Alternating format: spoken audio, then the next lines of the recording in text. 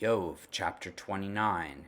And Iyob again took up his discourse and said, Oh, that I were as in the months of old, as in the days when Elohim watched over me, when his lamp shone upon my head, and by his light I walked through darkness, as I was in my prime, when the friendship of Elohim was upon my tent, when El Shaddai was yet with me, when my children were all around me, when my steps were washed with butter, and the rock poured out for me streams of oil.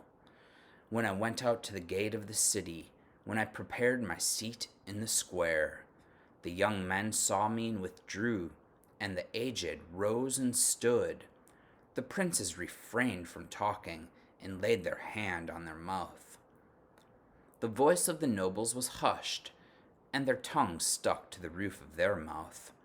When the ear heard, it called me blessed, and when the eye saw, it approved. Because I delivered the poor who cried for help, and the fatherless who had none to help him.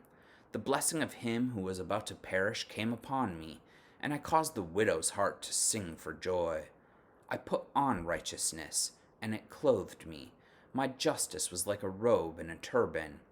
I was eyes to the blind, and feet to the lame. I was a father to the needy, and I searched out the cause of him whom I did not know. I broke the fangs of the unrighteous, and made him drop his prey from his teeth. Then I thought, I shall die in my nest, and I shall multiply my days as the sand. My roots spread out to the waters, with the dew all night on my branches, my glory fresh with me, and my bow ever new in my hand.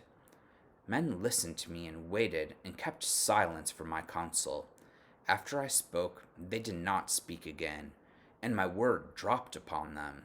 They waited for me as for the rain, and they opened their mouths as for the spring rain. I smiled on them when they had no confidence, and the light of my face they did not cast down.